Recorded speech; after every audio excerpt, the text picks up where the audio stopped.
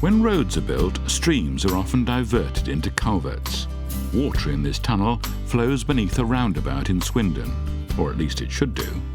Behind these bars, debris builds up, and if the culvert becomes blocked, water will back up and cause flooding. No one's been into this culvert for a long time, and the team from the Environment Agency has no idea what they'll find. We're getting all to the blockage. What's your foot in there? Dead fish. Little ones. Little dead fish. This is old curbstones, an old fence panel. Looks like a 6 to 8 foot fence panel, concrete post.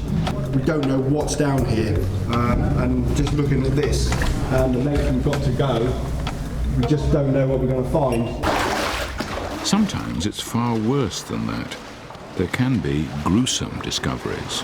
We've actually found dead bodies in the watercourse, which it's not very nice to find someone's body, but again, it's something that you do come across, which you have to deal with.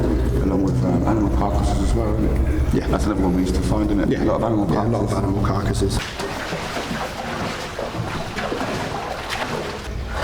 Looks like a wheel arch of something, doesn't it? This could have been thrown in anywhere, right at the top of Swindon. What the general public don't realise is what they throw in will eventually come down here. You get a high flow, and there's a lot of velocity of water to bring anything down. Right, we just entered the new part of the road culvert now, and now we've got the road above us. It's not a place for the faint-hearted. I'm not a very big lover of spiders, I'll be honest, but just get on with it. It's a job that has to be done, so you do it. This isn't so much who done it, as what done it, and it's all got to be removed.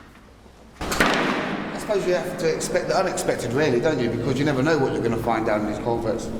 To be honest, debris-wise, you're not sure what you're going to find. What is that? Yeah. This looks like the polythene that they lay over electric cables as they bury them underground. We'll get it out. It'll take 2 or 3 of us to get this out, but we'll get it out. You can't leave it in here. All sorts of stuff going to happen with this in here.